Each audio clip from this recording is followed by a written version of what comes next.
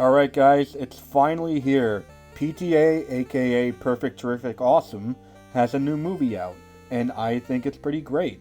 Paul Thomas Anderson is one of my favorite directors, and that's not just my opinion, that's the opinion of a lot of people. He's shown to have a true passion of the craft, and he's shown that he can direct the shit out of anyone.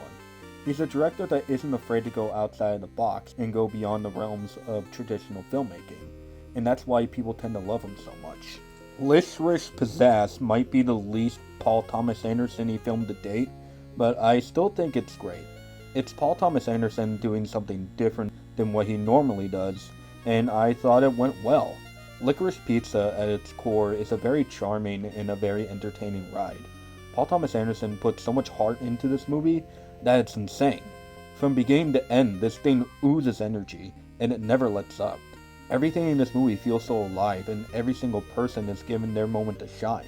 There's not one person anywhere in this movie that Paul Thomas Anderson doesn't get the spotlight to. And let me tell you, everyone here is great. Alana Haim brings in a fantastic star-making performance, bringing so much fierceness and charm to her character, you can't take your eyes off her. But Cooper Hoffman, I thought, was a revelation. He's Philip Seymour Hoffman's son, and this is his first ever role. And the amount of energy and charisma he radiates just from the opening scene alone is mind-blowing, especially for a first role. His father would be absolutely proud of him. I know people have been praising Alana, but please don't leave out Cooper Hoffman. Bradley Cooper, however, stole all the 10 minutes he was in. I'm sorry that seems like a spoiler, but I think people expected that. Anyway, Bradley Cooper gives one of the funniest performances I've seen in a while. I wanted more of him. If he gets nominated for Best Supporting Actor, I think that'd be hilarious, but well deserved, I guess. All the charm, however, comes from Paul Thomas Anderson, particularly his screenplay. The dialogue here felt so rapid fire and quick. The development is here, and even if it didn't always work for me, you can tell how much passion there is behind it. As I stated earlier, every character has their moment to shine, and that's because it's abundantly clear that Paul Thomas Anderson took really good care of the script and the characters that he created. He always does, and that's another reason why he's so good at making movies. Not to mention, the way he handles the soundtrack is fantastic.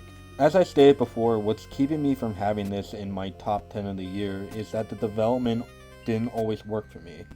And it mainly has to do with the chemistry between the two leads, and it was pretty inconsistent in my opinion. It just felt a bit too weird. Yeah, I'm referring to the age gap. The age gap to me was a problem, and I think it'll be a problem for a lot of people.